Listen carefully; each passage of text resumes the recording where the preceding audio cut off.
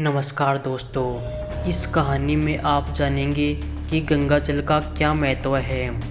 बहुत समय पहले की बात है। एक बार एक साधु ट्रेन से जा रहे थे।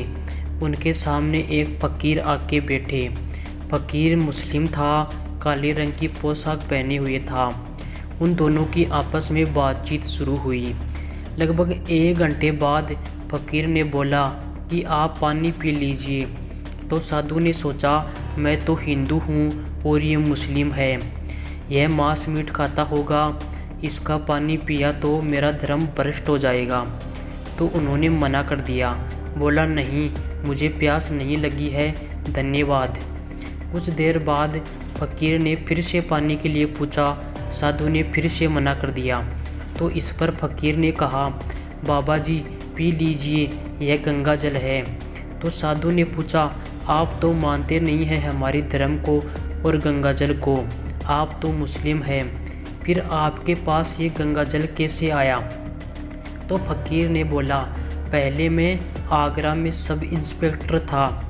एक दिन मैं गश्त पर जा रहा था और शाम हो गई, तो जंगली जानवर के डर से मैं एक पेड़ पर चढ़ गया।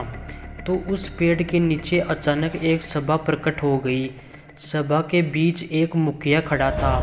वो सब भूत प्रेत थे। तो मुखिया ने बोला कि कल हमारी सभा में एक लड़का और शामिल हो जाएगा। तो सब ने पूछा, कौन? तो भूतों के मुखिया ने बोला कि यहाँ एक सब इंस्पेक्टर रहता है, उसका बेटा हमारी सभा में शामिल होगा। कल उसको एक कार टक्कर मारकर जाएगी और वह मर जाएगा। यह सब बातें सुनकर पेड़ के ऊपर बैठा सब इंस्पेक्टर उन भूतों के जाने के बाद नीचे आया। और नीचे आने के बाद वह घबराता हुआ एक बाबा के पास गया और बाबा को सारी बात बताई। बाबा ने कहा, कल के दिन अपने बेटे को बाहर कहीं मत भेजना। लेकिन उसने यह सब बातें अनदेखी कर दी। उसने सोचा यह मेरे मन का भ्रम होगा जो मैंने देखा। अगले दिन वही घटना हुई। उसका बेटा रास्ते से बाजार जा रहा था। एक कार उसको टक्कर मारकर चली गई और उस लड़के की वहीं तड़पते हुए मौत हो गई। फिर वह रोते बिलखते हुए उस बाबा के पास गया और सारी बात बताई। तो बाबा ने कहा, मैंने तुम्हें पहले ही बता दिया था, लेकिन तुमने मेरी बात नहीं मानी। अब वापस उसी पेड़ पर जाओ। तो वह वापस उसी पेड़ पर गया और उस पेड़ पर चढ़ गया। कुछ ही देर के बाद सभा फिर से प्रकट हुई, लेकिन उनमें उसका बेटा नहीं था।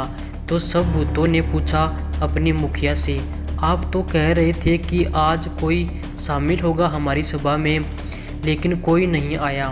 तो मुखिया ने कहा कि कल एक बहुत बड़ी गलती हो गई।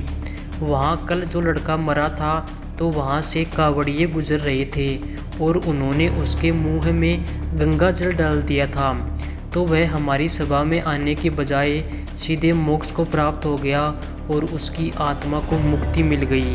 यदि वे कावड़िए उस लड़के के मुंह में गंगा जल नहीं डालते तो उसे मुक्ति नहीं मिलती और वह हमारी सभा में शामिल हो जाता। लेकिन गंगा जल डालने से उसे मुक्ति मिल गई।